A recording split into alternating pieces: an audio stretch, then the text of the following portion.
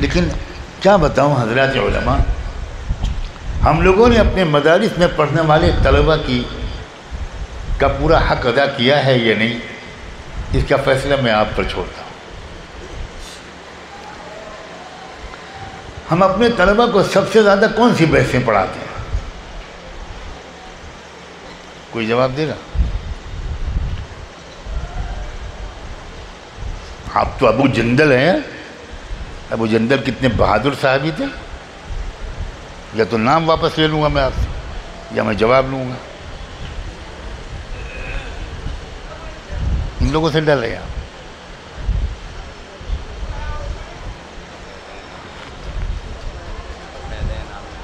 یہ دیکھیے، میں نہیں کہہ رہا ہوں، آپ کے علاقے کے بڑے زبردست عالم مفتی ابو جندل کہہ رہے ہیں۔ نور العزا سے اور بخاری تک، ترمذی تک، ہدایہ تک، قلتین، بیر بضع، رفع یدین، طور متخلل بین الدمین، یہ بحثیں ہیں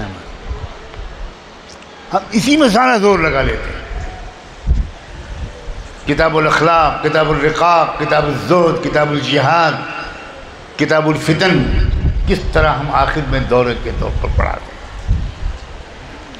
اسی لیے ہم اس زمانے کو پہچان نہیں یہ لوگ، ورنہ صلاۃ والسلام ہو رحمت دو عالم صلی اللہ علیہ وآلہ وسلم پر، وہ ہر زمانے کی پہچانیں بتا گئے، ہر زمانے کی علامتیں بتا گئے۔ ان احادیث کی روشنی میں، سورہ کہف اور سورہ بنو اسرائیل کی روشنی میں موجودہ زمانے کو سمجھنا بالکل آسان ہے، لیکن کاش کہ ہم نے قرآن کو زندہ کتاب کی حیثیت سے پڑھا ہوتا، اور کاش کہ ہم نے فقہی مسائل کو اتنی ہی اہمیت دی ہوتی جتنی کہ وہ حقدار ہیں، اور کتاب الفتن کو تفصیل سے پڑھایا ہوتا۔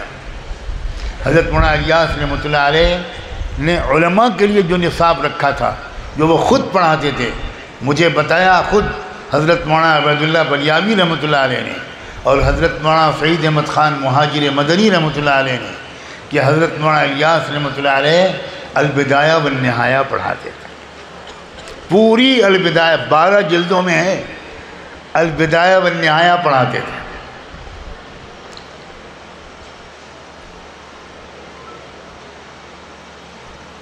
اور مشکات شریف میں کتاب الایمان اور کتاب العلم اور کتاب الجہاد بہت تفصیل سے پڑھاتے تھے، اور کتاب الفتن بہت تفصیل سے پڑھاتے تھے، کیونکہ اگر ہم نہیں جانیں گے کہ ہم کس دور میں ہیں تو ہم قطعاً امت کی صحیح رہبری نہیں کر سکتے۔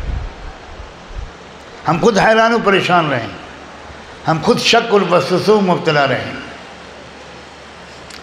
رہبری سے میں نے بات شروع کی تھی، رہبری کے لیے قرآن کو زندہ کتاب کی حیثیت سے سمجھنا انتہائی ضرور ہے۔ علامہ اقبال کے والد عجیب انسان تھے، عجیب و غریب شخص۔ اقبال کو جو قرآن کا خاص فہم ملا وہ اپنے والد سے ملا۔ اقبال تہجد کی نماز کے وقت تہجد سے فارغ ہو کر غالباً علامہ اقبال کے والد نے پکارا، محمد اقبال، وہ دوسرے کمرے میں تھے، جی ابا حضور، فوراً بھاگ کے آئے۔ اب کھڑے رہے ہاتھ باندھے، اور ابا حضور نے کچھ نہیں کہا۔ کئی منٹ تک اقبال انتظار میں کھڑے رہے۔ ان کے والد نے کہا، اچھا بیٹا آج جاؤ، پھر کبھی بتائیں۔ واپس چلے گئے۔ اگلے دن پھر تہجد کے وقت میں علامہ اقبال کے والد نے اقبال کو پکارا، اقبال، جی ابا حضور، پھر دوڑ کر آئے۔ پھر خاموش رہے والد، نہیں بولے کچھ۔ کافی دیر انتظار کرنے کے بعد والد صاحب نے کہا، اچھا بیٹا آج جاؤ، پھر کل۔ پھر چلے گئے۔ تیسرے یا چوتھے دن مجھے تھوڑا سا شبہ ہو رہا ہے، پھر اسی طرح ہوا، بلایا، اور جب کافی دیر کھڑے رہے علامہ اقبال تو ان کے والد نے پوچھا کہ اقبال،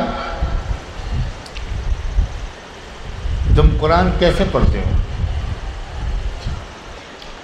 تو اقبال نے کہا کہ ابا حضور، میں ایک ایک آیت پر غور کرتا ہوں، تفسیر پڑھتا ہوں، ترجمہ پڑھتا ہوں، سمجھنے کی کوشش کرتا ہوں، کہ میرے رب نے کیا ہدایت دی، کیا فرمایا۔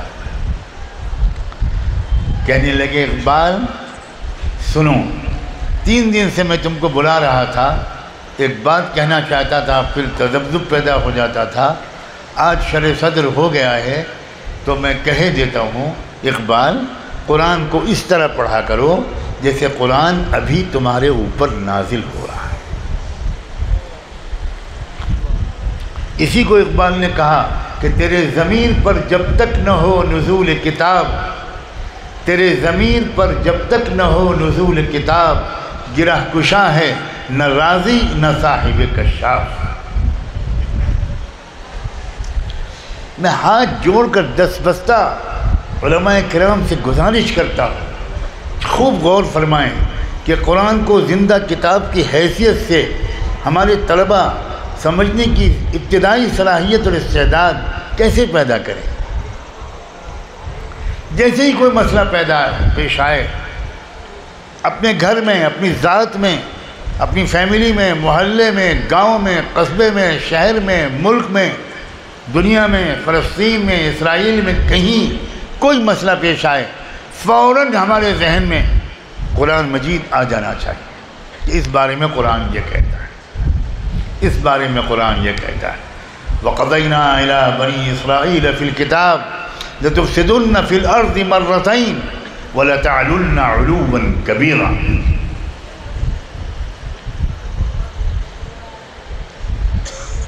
اس وقت کیا ہونے والا ہے یہاں اور وہاں، یہاں کے بارے میں نے اشارہ کیا، پتہ نہیں آپ میں سے کتنے حضرات نے غور سے سمجھا۔ یہاں اللہ ہی رحم فرمائے، وَإِن تَتَوَلَّوْا يَسْتَبْدِلْ قَوْمًا غَيْرَكُمْ ثُمَّ لَا يَكُونُوا أَمْثَالَكُمْ۔ اس کے خطرے کم سے کم مجھ نابینا کو نظر آ رہے ہیں کہ مسلمان تو ادھر چلے جائیں گے اور کروڑوں غیر مسلم اسلام لے آئیں گے۔ یہ ہے وقت، ہم نے اب بھی ہوش کے ناخن نہ لیے تو یہ کیا ہو رہا ہے؟ یہ یوں ہی ہو رہا ہے۔ ہزاروں لاکھوں مرتد ہو چکے مسلمان، نوجوان لڑکے اور لڑکیاں۔ کیا آپ کے علم میں ہے کہ ایک عالمہ لڑکی حافظہ قرآن مرتد ہوئی اور اس نے مندر کے باہر نکل کر میڈیا سے کہا کہ میں نے سنکلپ لیا ہے فلاں بھگوان کے سامنے کہ میں کم سے کم 10,000 لڑکیوں کو ہندو بناؤں گا۔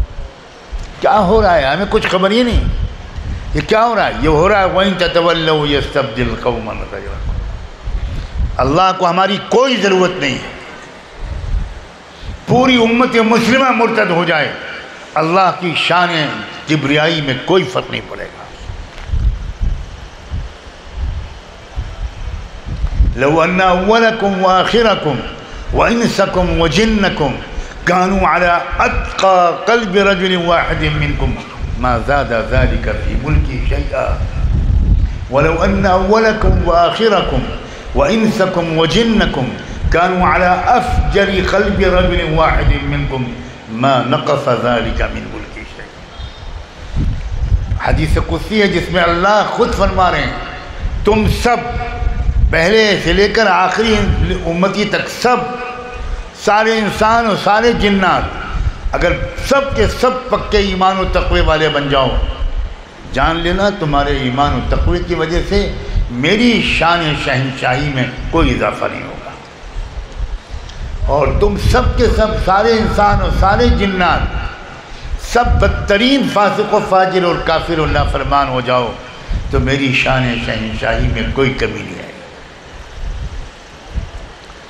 لوگوں، میں اپنے بڑے اساتذہ سے سن کر یہ بات کہنے کی ہمت کر رہا ہوں۔ وَإِن تَتَوَلَّوْا يَسْتَبْدِلْ قَوْمًا غَيْرَكُمْ والی آیت میرے والد ماجد نے جب مجھے تفسیر وہ پڑھاتے تھے تو اس آیت کو مجھے 12-13 دن تک پڑھایا، اور پڑھاتے کیا تھے، روتے رہتے تھے، بالسلسل آنکھوں سے آنسو جاری رہتے تھے، اور کہتے تھے کہ وہ زمانہ قریب نظر آ رہا ہے، جوک در جوک مسلمان کفر میں داخل ہوں گے اور اس کے بعد جوک در جوک غیر مسلم اسلام میں داخل ہوں گے۔ ہماری حرام کمائیاں، ہماری سودی لین دین، ہمارے سودی قرضے اور سودی کاروبار، ہماری بچیوں کی بے پردگیاں، ہماری شادیوں میں فضول خرچیاں، ہمارے پیسوں کو اپنے اسکول کالج بنانے میں نہ خرچ کرنا، جو اسلام کی قتل گاہوں میں اپنی لڑکیوں کو بھیج دینا، اپنے بچوں کو بھیج دینا، اور ماں باپ اتنے غافل ہیں کہ 99.9% ماں باپ اپنے بچوں کی تربیت نہیں کرتے۔ تربیت کسے کہتے ہیں؟